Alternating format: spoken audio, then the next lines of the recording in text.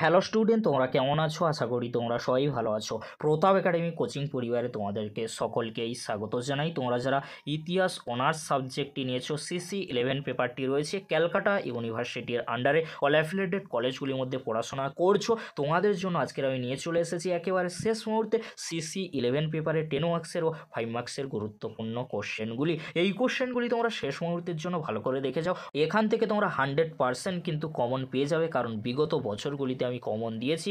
আশা করছি এবছরও তোমরা সমস্ত কোশ্চেন কমন পেয়ে যাবে। চলো বেশি দেরি করবো না, আজকের আমরা দেখে নেব ইতিহাস অনার্সের CC11 পেপারের গুরুত্বপূর্ণ 10 মার্কস ও 5 মার্কসের কয়েকটি কোশ্চেন। প্রথমে তোমরা দেখে নাও গুরুত্বপূর্ণ 10 মার্কসের কয়েকটি কোশ্চেন। ফার্স্ট কোশ্চেন, ফরাসি বিপ্লবের দার্শনিকদের ভূমিকা লেখো। তুমি কি মনে করো মেটার্নিক ব্যবস্থা একটি রক্ষণশীল ব্যবস্থা ছিল?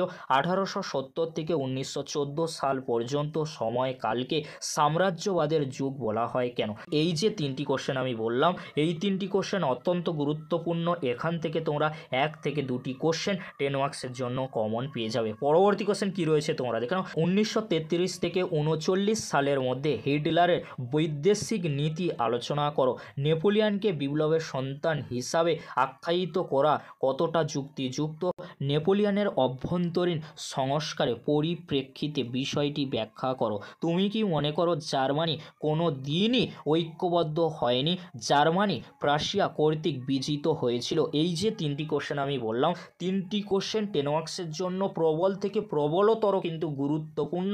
এখান থেকে 100% তোমরা 1 থেকে 2টি কোশ্চেন এক্সামে কমন পেয়ে যাবে। পরবর্তী কোশ্চেন কি রয়েছে তোমরা দেখে নাও। 1930-এর দশকে মহামন্দার প্রকৃতি আলোচনা করো। কোশ্চেনটি অনেক সময় ঘুরিয়ে আসতে পারে। 1929 থেকে 33 সালে মহামন্দার প্রকৃতি তুমি কিভাবে ব্যাখ্যা করবে? নাৎসি সোভিয়েত অনাক্রমণ চুক্তির প্রেক্ষাপট আলোচনা করো। 1917 সালের রুশ বিপ্লব সম্পর্কে লেখো। বা এই কোশ্চেনটি ঘুরিয়ে আসতে পারে, রুশ বিপ্লবের বা 1917 সালে যে রুশ বিপ্লব হয়েছিল লেনিনের ভূমিকা আলোচনা করো। মহাদেশীয় অবরোধ কি? এই ব্যবস্থা নেপোলিয়নের পতনে কতটা দায়ী ছিল? এই যে 4টি কোশ্চেন বললাম, 4টি কোশ্চেন অত্যন্ত গুরুত্বপূর্ণ 10 মার্কসের জন্য। এই যে কোশ্চেনগুলি আমি 10 মার্কসের জন্য বললাম, এই কোশ্চেনগুলি তোমরা শেষ মুহূর্তে 10 মার্কসের জন্য দেখে যাও। অবশ্যই তোমরা এখান থেকে 3টি 10 মার্কসের কোশ্চেন কমন পেয়ে যাবে। তার সাথে অথবা যে কোশ্চেনগুলি থাকে সেই কোশ্চেনগুলিও তোমরা কিন্তু কমন পেয়ে যাবে। এবারে তোমরা দেখে নাও 10 মার্কসের জন্য 3টি এক্সট্রা বা সাপোর্টিং কোশ্চেন। যদি তোমরা পারো এই 3টি কোশ্চেন দেখে যেতে পারো। ইংল্যান্ডে কেন সর্বপ্রথম শিল্প বিপ্লব হয়? প্রথম বিশ্বযুদ্ধ কি অনিবার্য ছিল? এই যুদ্ধে জার্মানি কতটা দায়ী ছিল? রুশ শিল্পায়নে রাষ্ট্রের ভূমিকা লেখো। এবারে তোমরা দেখে নাও 5 মার্কসের জন্য গুরুত্বপূর্ণ কয়েকটি কোশ্চেন, যে কোশ্চেনগুলি করলে অবশ্যই তোমরা 5 মার্কসের কোশ্চেনগুলি কমন পেয়ে যাবে। ফার্স্ট কোশ্চেন, ভার্সাই সন্ধি চুক্তি শর্তাবলী কি জার্মান স্বার্থের পরিপন্থী ছিল? স্পেনীয় ক্ষত সম্পর্কে টিকা লেখো। ইউরোপের শক্তি সমন্বয় সম্পর্কে সংক্ষিপ্ত টিকা লেখো। 3টি কোশ্চেন 5 মার্কসের জন্য অত্যন্ত গুরুত্বপূর্ণ। এখান থেকে তোমরা 1 থেকে 2টি কোশ্চেন 5 মার্কসের জন্য কমন পেয়ে যেতে পারো। পরবর্তী কোশ্চেন কি রয়েছে তোমরা দেখে নাও। বার্লিন সম্মেলন কি রাশিয়া শক্তি খর্ব করেছিল? ফরাসি সংবিধান সভা কিভাবে ফ্রান্সের চার্চ সংক্রান্ত সমস্যার সমাধান করেছিল? রুশোর দর্শন সম্পর্কে সংক্ষিপ্ত ব্যাখ্যা করো। এই যে 3টি কোশ্চেন বললাম, 3টি কোশ্চেন 5 মার্কসের জন্য অত্যন্ত গুরুত্বপূর্ণ। এই 3টি কোশ্চেনের মধ্যে যে কোনো একটি কোশ্চেন তোমরা 5 মার্কসের জন্য কমন পেয়ে যেতে পারো। পরবর্তী কোশ্চেন কি রয়েছে তোমরা দেখে নাও। অভিজাত বিদ্রোহের প্রেক্ষাপটে লেখো। স্পেনের গৃহযুদ্ধ কিভাবে আন্তর্জাতিক উত্তেজনা বৃদ্ধি করেছিল?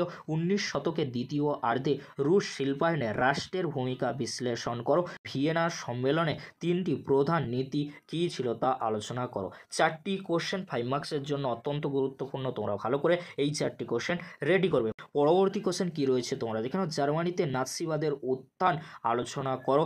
রুশ জার্মান অনাক্রমণ চুক্তি কি? কোর্ট নেপোলিয়ন সম্পর্কে টিকা লেখো। বিসমার্কের রক্ত ও লৌহনীতি আর এমস টেলিগ্রাম তোমরা দেখে রাখবে। এই কোশ্চেনগুলি কিন্তু 5 মার্কসের জন্য অত্যন্ত গুরুত্বপূর্ণ। এই কোশ্চেনগুলি করলে অবশ্যই তোমরা 5 মার্কসের যে কোশ্চেনগুলি তোমাদের এক্সামে দেওয়া হবে সমস্ত কোশ্চেন তোমরা কিন্তু লিখে আসতে পারবে, কারণ এই কোশ্চেনগুলি থেকে তোমরা 100% কিন্তু কমন পেতে চলেছো। এবারে তোমরা দেখে নাও 5 মার্কসের জন্য কিছু এক্সট্রা বা সাপোর্টিং কোশ্চেন, যদি তোমরা পারো এই এক্সট্রা বা সাপোর্টিং কোশ্চেনগুলি দেখে যেতে পারো। ফেব্রুয়ারি বিপ্লবের কারণ ও ফলাফল লেখো, হাঙ্গেরির জাতীয়তাবাদী আন্দোলনে লুই কসুদের ভূমিকা লেখো, ত্রিশক্তি আতাত সম্বন্ধে টিকা লেখো, সেরাজেভো হত্যাকাণ্ড সম্বন্ধে টিকা বা সম্পর্কে আলোচনা করো। এই কোশ্চেনগুলি তোমরা যদি শেষ মুহূর্তে ভালো করে দেখে যেতে পারো, অবশ্যই তোমরা 10 মার্কসের কোশ্চেন আর 5 মার্কসের কোশ্চেনগুলি নিয়ে চিন্তামুক্ত থাকবে। যদি ভিডিওটি হেল্পফুল হয়ে থাকে অবশ্যই ফ্রেন্ডদের কাছে বেশি বেশি করে শেয়ার করে দিও। আর তোমরা যারা এখনও পর্যন্ত 105টি SAQ কোশ্চেন উইথ অ্যান্সারের ভিডিও দেখোনি, এই ভিডিও ডেসক্রিপশন বক্সে সেই ভিডিওর লিঙ্ক আমি দিয়ে দেবো। সেই ভিডিওটি দেখলে অবশ্যই তোমরা 15টি SAQ কোশ্চেন কমন পেয়ে যাবে। চলো এখানেই আমি শেষ করছি, পরবর্তীতে দেখা হচ্ছে নেক্সট কোনো একটি ভিডিওতে। ভিডিওটি দেখার জন্য তোমাদেরকে অসংখ্য ধন্যবাদ, সবাইকে বেস্ট অফ লাক।